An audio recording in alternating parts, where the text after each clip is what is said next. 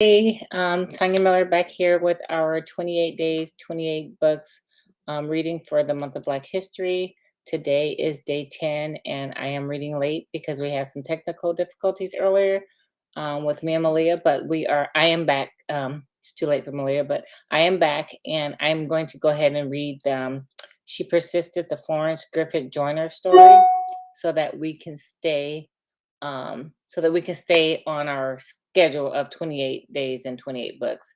So without further ado, I will be reading Florence Griffith Joyner, written by Rita Williams Garcia. If you can see that. Okay.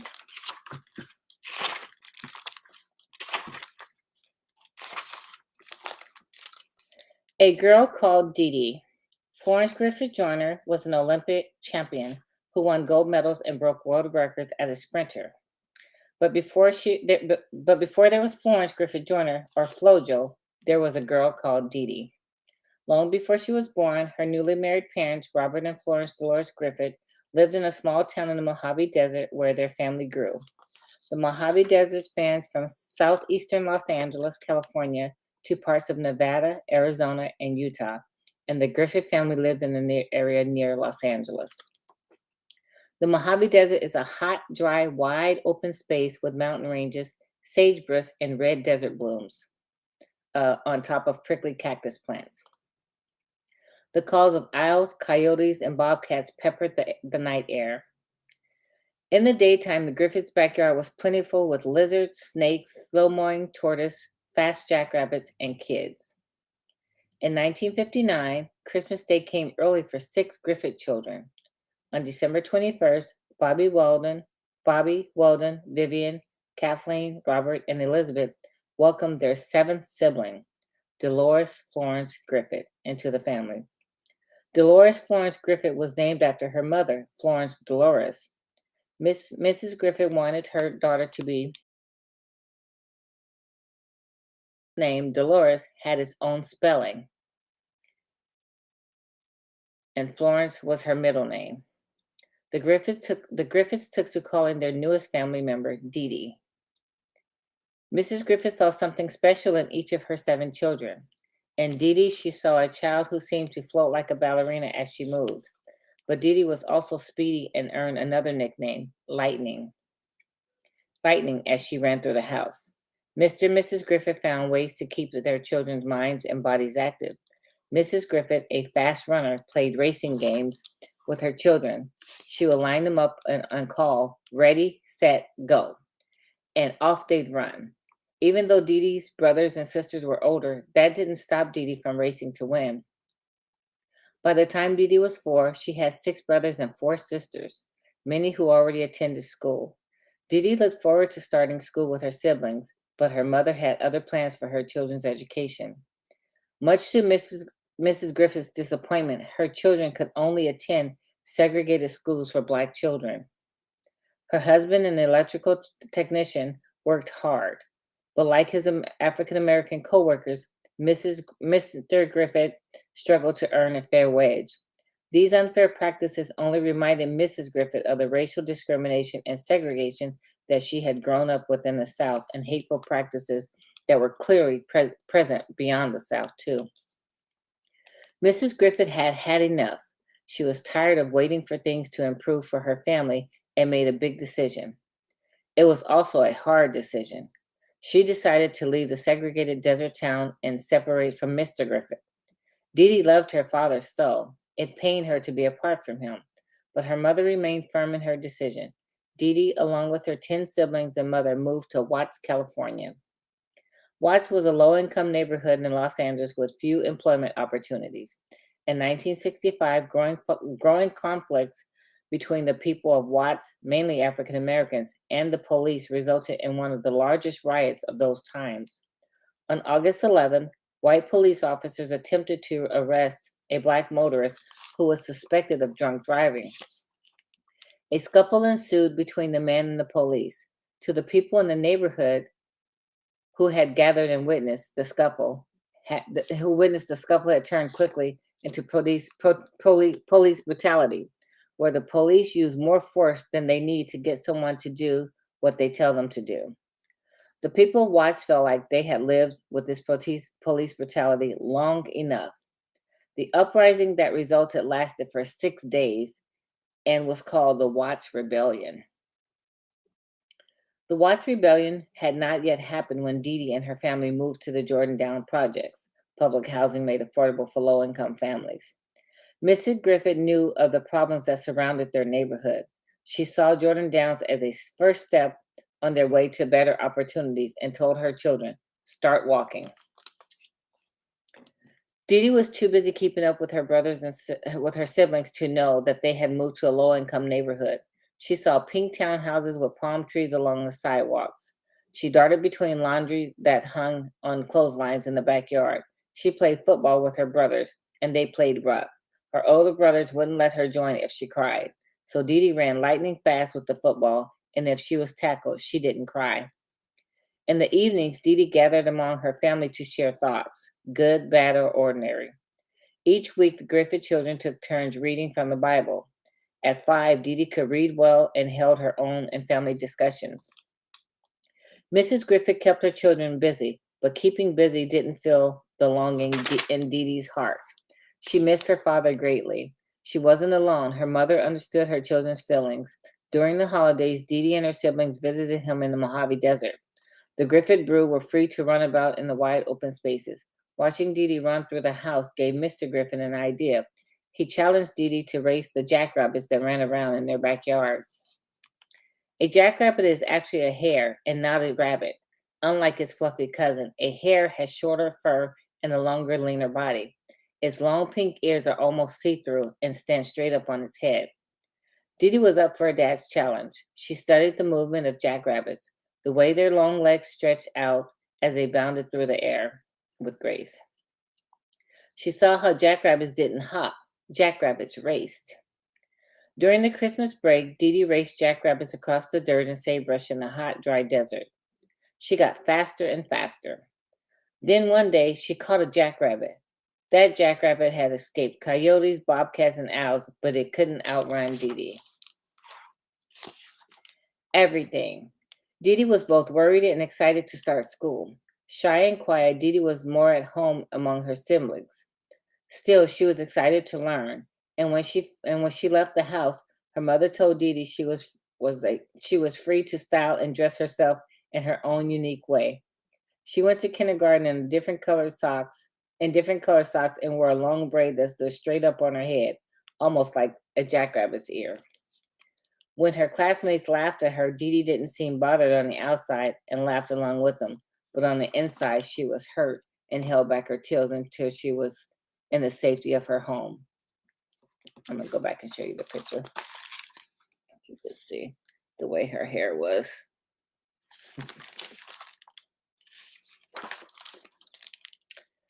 Her mother consoled her and told her, "Just move on." Dee Dee found comfort in her mother's words and kept them close to her heart. Her teacher asked Dee Dee, what did she want to be? Without hesitating, Dee Dee said, "Everything. I want to be everything." Her classmates laughed, but this time Dee Dee didn't laugh alone, and she didn't cry about it later. Dee Dee meant what she said. She wanted to be everything. At age 7, Dee Dee joined the Ray Robinson Youth Foundation. Former boxing champion Sugar Ray Robinson started the foundation to give back to neighborhood children like Dee Dee, whose families didn't earn enough money for everyday needs. It wasn't long before the speedy 7-year-old won first place ribbons in running. Dee Dee was shy, but she wasn't afraid to race. After all, she could outrun jackrabbits. There was nothing one-sided about Dee Dee. She taught herself to balance on and ride a unicycle. She had a huge pet snake that she wore confidently around her neck. Her father always challenged her to do hard things, so to face her shyness, she started in a school play. But Dee Dee always loved to sew clothes for herself and her dolls. Write, draw, paint, and create her own nail polish and her hair ornaments. Most of all, like her mother, Dee Dee loved fashion. She spent many afternoons trying on her mother's dresses and always found ways to stand out in her colorfully self-styled track outfits. Dee Dee's talents and interests were endless. At 14, Dee Dee won first prize at the Jesse Owens Arco Games. a race sponsored by Olympic gold medal legend Jesse Owens. Dee Dee didn't know who Jesse Owens was. She only wanted to race and travel.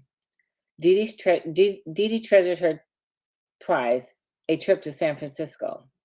Seeing different sights only made her want to travel more. The following year, Dee Dee entered the ARCO Games again, hoping to win the first place prize, a trip to Texas. Dee Dee won first place and couldn't wait to plan her trip. But she had bad news come to her. But bad news came to her from Jesse Owens himself. She had already won last year. The trip to Texas would go to the second place winner. Dee Dee was devastated and couldn't fight back the tears streaming down her cheeks. She had won. It was unfair. Eventually, she remembered her mother's words, move on. And she did. By high school, Dee Dee wanted to be known by her middle name, Florence. Her siblings still called her Dee Dee, but at Jordantown High School, she was Florence Griffith.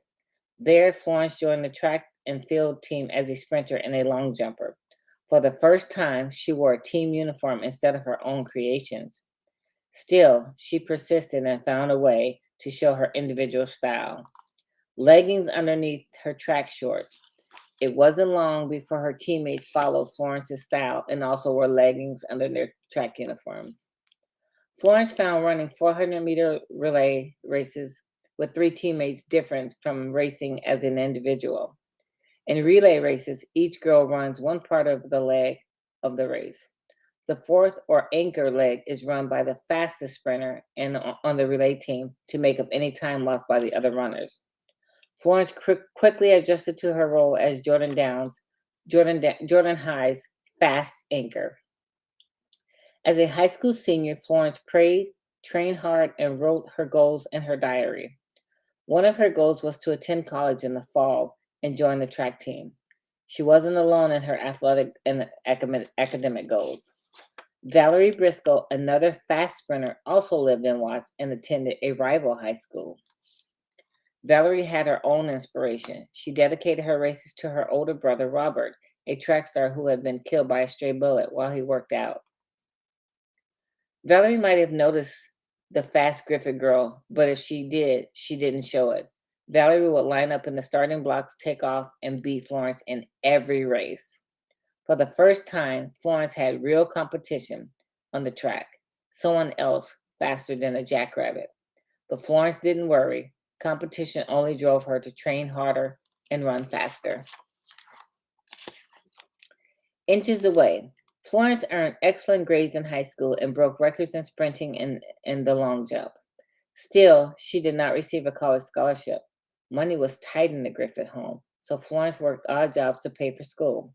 She was able to raise just enough money for her first year of college at Cal State University at Northridge in 1978. Florence immediately joined the track team. She was happy to be on the track team, but she wasn't happy to wear the team's uniform. The women's uniform was the same as the men's uniform. The shorts and the tank tops were boxy and masculine. When Florence saw herself in the team uniform, she didn't even see her own unique style or love of bright colors. She didn't see Florence. However, when her coach, Bob Kersey, saw Florence, he saw her talent and determination. He showed Florence techniques to improve her form and her ability to run fast but relaxed. Florence wanted to improve, although running relaxed didn't quite make sense to her. Still, she followed Kersey's coaching. Hard work and learning new methods paid off. In her first year at Northridge, Florence helped her team win the National Collegiate Athletic Association championship title. While many athletes struggled in class, Florence earned A's. She should have been on top of the world, but she was worried about not having enough money.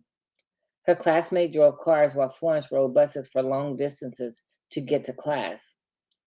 She didn't always have enough money to eat, and most of all, she struggled to pay for her education. So Florence made a big decision, a hard decision. At the end of her first year of college, Florence left school. She took a job as a bank teller to save money and to help her mother. Florence dropped out of school, but she was determined to return. Coach Kersey understood Florence's struggle to pay for college, but he didn't want to lose his talented sprinter. He helped Florence find money for college through grants, loans, and scholarships. But that wasn't enough for Coach Kersey. He sat with her and guided her as she filled out many financial aid forms. A- After a year away, Florence was back in school at Northridge, this time with her former rival, Valerie Briscoe. In the meantime, Coach Kersey was becoming a star coach. Other schools wanted him to coach with their athletes. He left Northridge and went to UCLA, a school with a bigger track and field program. Florence didn't stay at Northridge for long after he was gone. By 1980, Florence transferred to UCLA to train with Coach Kersey. She worked hard to stand out among the other talented sprinters, and once again, her hard work paid off. She was invited to try out for the 1980 Olympics. Florence's hopes soared with possibilities. Imagine winning an Olympic gold medal. Coach Kersey had faith in her. More important, Florence believed in herself. She put in long hours to train in hopes of winning one of the three spots on the Olympic team. That summer, Florence packed her bags and traveled to Eugene, Oregon, for the 1980 Olympic tryouts or trials. She relished the chance to see more of the world beyond Los Angeles, but she also looked forward to racing in clothing that made her feel good and look good when she ran, since there were no uniforms at the Olympic trials. In Eugene, she met a handsome triple jumper named Alfonso Joyner, a student from Arkansas State University. He was the brother of Florence's UCLA teammate and friend, Jackie Joyner. It was clear that Al liked Florence, but Florence was focused on her goal to get one of the three spots needed to make the 1980 Olympic team.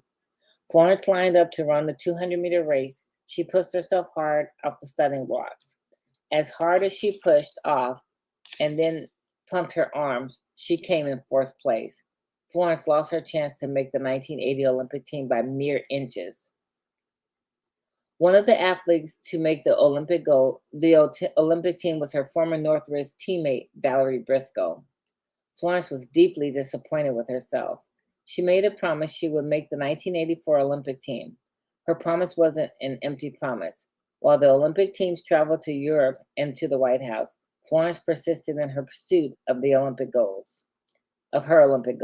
She spent her summer at the track every day and pushed herself to improve, just like she had so many years before when she was determined to race and beat jackrabbits in the Mojave Desert. The National Collegiate Athletic Association, or NCAA, is an organization that maintains rules and policies for college sports throughout the country. They are most known for supporting and awarding college sports competitions or championships. To win an NCAA championship is often the top achievement of a student's athletic career. In her junior year, Florence ran the 200-meter race and won her first individual NCAA title. It wasn't a team title, but her title alone. Within her chest thumped the heartbeat of a true champion.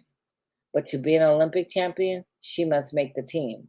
To make the next Olympic team, she would have to train even harder.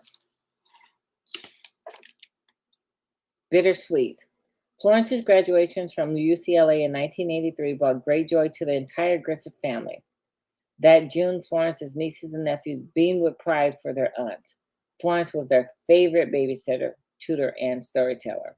Now she had earned a college degree in psychology. Their aunt was unstoppable.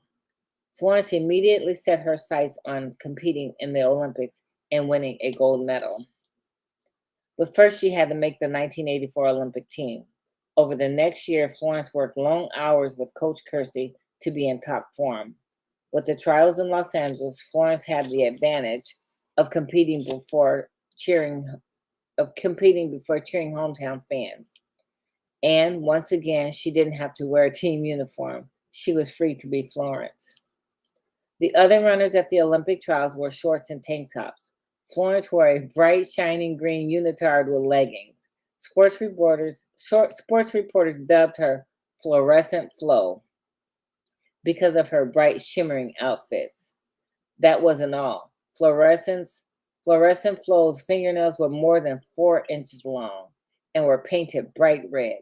Expressing herself through her own unique style gave Florence confidence. Dress good to look good to feel good, and feel good to run fast.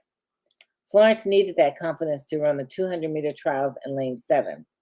Runners in lanes 7 and 8, the outer lanes, can't see the other runners around them. Florence wouldn't know if she was ahead or behind the other runners until after she made the turn. That might be too late. Still, she remained calm. Even in the outer lane, Florence felt she could win. She crouched down into her position, ready to run the 200-meter race. She heard the starter's pistol, pushed off the starting block, and ran as hard as she could. How could she run relaxed with this race meant so every when this race meant everything? Florence finished second and made the Olympic team. The first part of her dream had come true. She hugged her former college teammate Valerie Briscoe Hooks, who was married now, a mother, and the first place finisher. 2 months later, the 1984 Olympics were also held in Los Angeles. Florence was ready to show off her explosive speed in the 4x100 relay.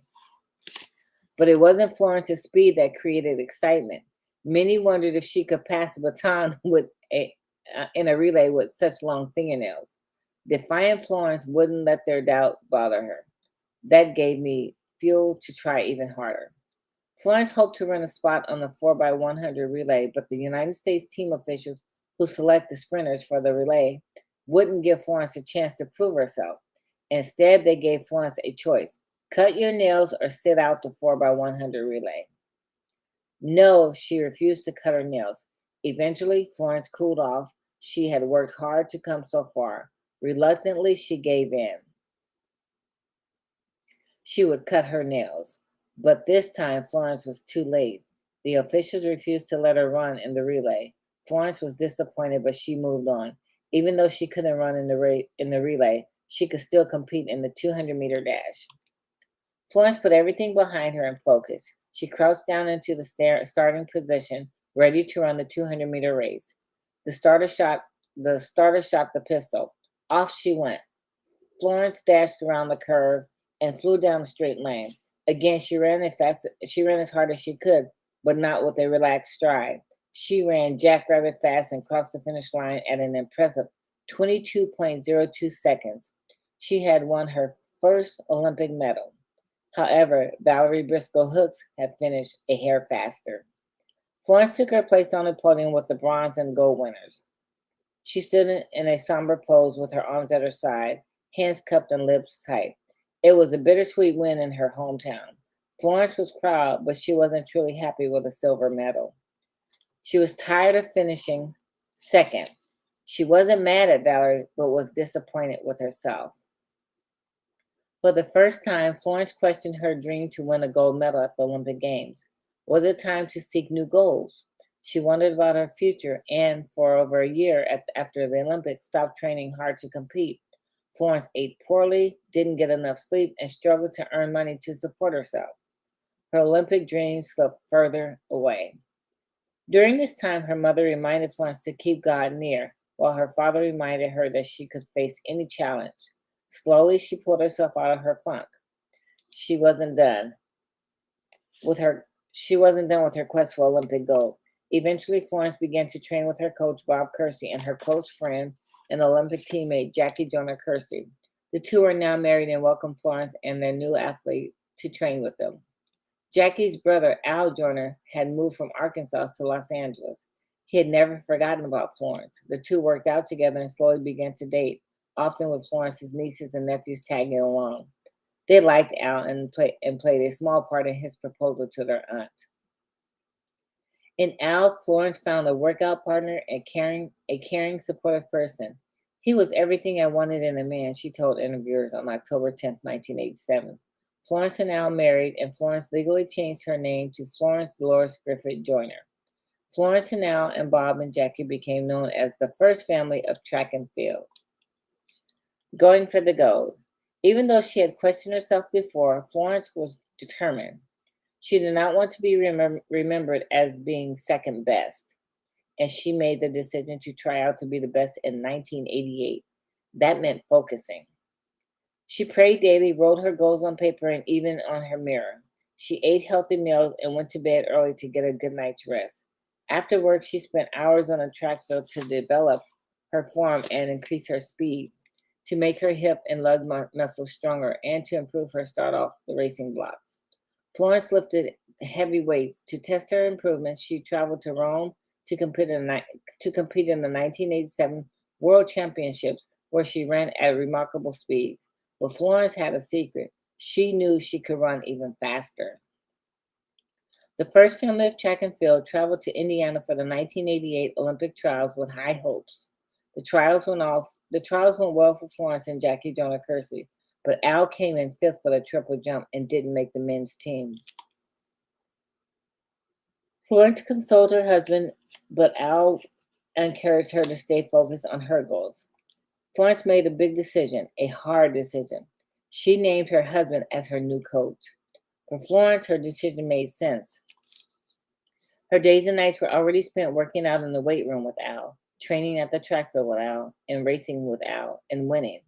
She was grateful for her 10 years with Bob Kersey as her coach, but said it was the perfect time for me to make that decision. Many had counted Florence out. They only saw her unique outfits, her glamorous makeup, hair, and decorated nails. Florence didn't let that bother her. She wore her outfits with pride. These included a hooded bodysuit, shimmering fluorescent, one-legged bodysuits, and an all-white lace bodysuit. Her nails were shorter and colorfully painted and decorated. And she also wore plain t-shirts with her photograph on the front, which read, "Going for the goal in '88." Florence was ready to prove the doubters wrong. She ran the 100-meter dash in 10.6 seconds and broke the world record. The wind helped to push her forward, so the record didn't count. That didn't bother Florence. It only proved what she already knew. She could run faster. Later, dressed in a purple one-legged unitard with turquoise briefs, Florence ran the 100-meter race again and shattered the world record at a spectacular 10.49. The doubters believe her second record didn't count this time either and said again that she was wind aided. The officials checked the wind gauges and found that there was no tailwind. 10.49 made Florence Griffith Joyner the fastest woman in the world. Florence didn't just make the Olympic team, she was an Olympic sensation who gained a new nickname, Flo Jo. That September, Flo Jo traveled to Seoul, South Korea, determined to win gold at the 1988 Olympic Gold Games. Florence surprised everyone. She not only won her two preliminary 100-meter heats or races, she broke Olympic records each time. She moved on to the semifinals one step before the gold medal race. Excited, she left the starting blocks fractions of a second early. This meant she and all the runners had to return to restart the race. She overcame the false start and qualified for the 100-meter race. At the finals, Florence placed her feet against the blocks and let the calm surround her. She was relaxed, ready. She heard the start and took off, using her strength, her improved form, and her relaxed stride to pass everyone. Halfway into the race, her face lit up with a radiant smile, her hair flowing. Florence knew she would cross the finish line alone. At last, Florence won a gold medal. 4 days later, Florence was more than ready for the 200-meter finals. Earlier that day, she had broken the record twice in qualifying races. The starter pistol sounded, all eyes were on Florence, and rightfully so. Her legs fully extended as she found her relaxed stride. Her body sailed almost effortlessly. Her radiant smile lit up her face as she pulled away from the pack and crossed the finish line, her arms raised in victory. Overcome by her win, Florence dropped to the asphalt track in a moment of joy mixed with tears and humility. Florence won a second gold medal. But how did Florence improve since the last Olympics? Murmurs and whispers spread rapidly. Many believe Florence cheated by using illegal drugs to make her stronger, increase her stamina, and allow her to run faster. While rumors spread, Florence held her head up high. She knew how hard she had worked and was anxious to answer her accusers on the track. She would show them, when anyone tells me I can't do anything, I'm just not listening anymore. Her sights were set on the 4x100 relay, the race she wasn't allowed to run in 1984. Florence ran the third leg for Team USA. She grabbed the baton, sprinted 100 meters, and passed the baton to anchor Evelyn Ashford, who pulled ahead into first place. With that team victory, Florence won her third gold medal. Excuse me. Florence stood on the podium with her team and cried tears of joy while the national anthem played. Florence had just finished her race and was not expected to run in the 4x400 relay. She had not trained for the longer distance, but her team needed her. They said she was Team USA's best chance to win, so she lined up to run the anchor leg. Team USA was behind in the Russians, but when Florence grabbed the baton, she refused to let the team down. She fought hard against her own fatigue and pushed herself to catch the first place Russians. Florence and the U.S. relay team broke their own record and won a silver medal. This time, because she'd fought so hard, the silver medal won a place in her heart. With a career total of 3 gold medals and 2 silver medals, Florence has surpassed her Olympic dreams and goals. We got a little picture there of her. Kind of a little cartoonish picture, but all her medals. Dreams and beyond. Florence Griffith Joyner was now in high demand as a sports broadcaster for celebrity appearances and to endorse products. What should have been a joyful time was overshadowed by doubt and accusations from others who claimed she took drugs to make her faster and stronger. To silence the doubters, Florence had undergone 11 drug tests in 1988, which included routine testing while at the Olympics in Seoul, Korea. All of her tests came back clean for illegal drugs. Still, the rumors and accusations continued. Florence knew she had pushed her mind and body beyond her limits during her training. No matter how fiercely she denied these rumors, no matter how many drug tests she passed, clouds of doubt hovered. During those times, Florence prayed and found guidance in reading her Bible. She wanted to make the best decisions about her future. She had peace. She had clarity. She knew it was time to move on. It was quite a surprise to the world when Florence announced her retirement from track and field in February 1989. Florence went on to do what she said she would do, everything. In 1990, she gave birth to her only child, Mary Ruth. She explored her creativity through painting colorful canvas art and writing poetry and children's books. She hoped to publish. She took acting lessons and appeared on the television sitcom 227 and on the soap opera Santa Barbara. I've always been shy, said Florence, but somehow I've never had stage fright. Florence's influence on fashion was everywhere. She created her own fashion line and designed new uniforms for the NBA team the Indiana Pacers. In 1993, Florence was both surprised and honored to be considered the co-chair to the President's Council on Physical Fitness. Shortly after she was named as co-chair, Florence was invited to join President Bill Clinton on a 4-mile jog along the Potomac River and to the Capitol building in Washington, D.C. Florence was nervous. Should she slow down? She didn't want to embarrass the president. To her surprise, President Clinton ran the 4 miles at a brisk pace. Florence cherished her term as co-chair and used her role to educate children about the importance of exercise, healthy eating, and excelling. I love working with kids, talking with them, and listening to them. I always encourage kids to reach beyond their dream. Don't try to be like me, be better than me. The girl called Dee Dee reached her dream and beyond. She was a worldwide sensation who always returned to Watts to inspire children. She began the Florence Griffith Joyner Youth Foundation and devoted her life to God, family, community, and charity. In 1998, at the age of 38, Florence passed away while she slept as a result of an epileptic seizure. To this day, her world record stands. Florence Griffith Joyner had a dream, and she pushed herself beyond limits. She persisted in doing all that she could do to achieve her dreams, and no matter what your dream is, you should too.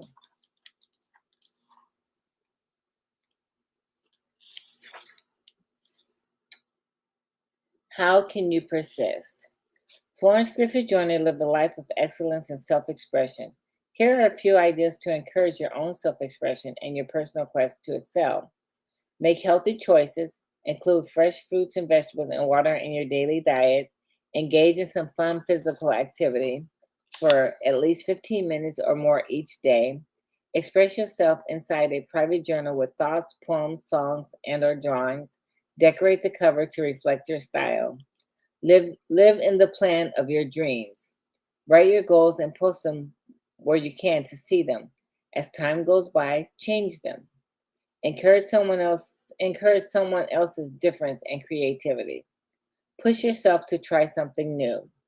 Florence Griffith Joyner experimented by making her own accessories and nail polish. Experiment.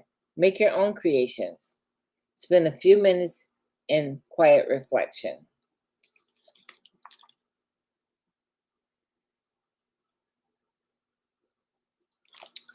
Okay, so I just read to you from the She Persisted series, Florence Griffith Joyner, also known as Flo Jo, if you can see that book. Okay, I'm going to read the very back here, the back of the cover. It says, when anyone tells me I can't do anything, I'm just not listening anymore. And those are words from Flo Jo when she was younger. Okay, so that was our book for tonight. Thank you if you're joining at this time. It is late, but I wanted to make sure that we stayed on track.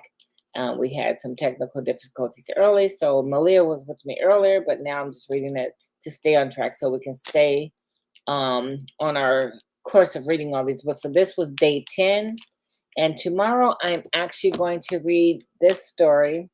It is called My Name is Blessing. You can see that. It's actually a really nice kids book. I read it and I really, really like it. So I'm going to read this tomorrow. It's about a little boy, and I want to say he's from Kenya. Let me see. It's been a couple. Yes. So yeah, so I'm going to read this book. It's a story. If you have kids that you want to hear a good story, this is a good book that I'll be reading tomorrow, and it'll probably take like 15 minutes, 20 minutes, but it's a great story. Okay, so this will be for Friday. My name is Blessing. And then Saturday, we will be reading Rosa Parks on Saturday. This is the book. It says, I Am Rosa Parks. So this is Saturday's reading. And not Amelia wants to do this one on Monday. I think Sunday we had chosen Jesse Owens, The Fastest Man Alive. And then Sunday, we will be reading Justice for George Floyd. Okay. So we're reading live, but any of these that you don't catch us, they will be posted. They'll be on my Facebook feed, and they are also being uploaded right now, actually on YouTube as well. So so these are our next 4 books. Justice for George Floyd, Jesse Owens, The Fastest Man Alive. I Am Rosa Parks, and tomorrow it will be My Name is Blessing, which is actually a cute story. Okay, so thank you for joining me this evening, hoping to stay on schedule, and I will be back tomorrow at 5:30. Thank you.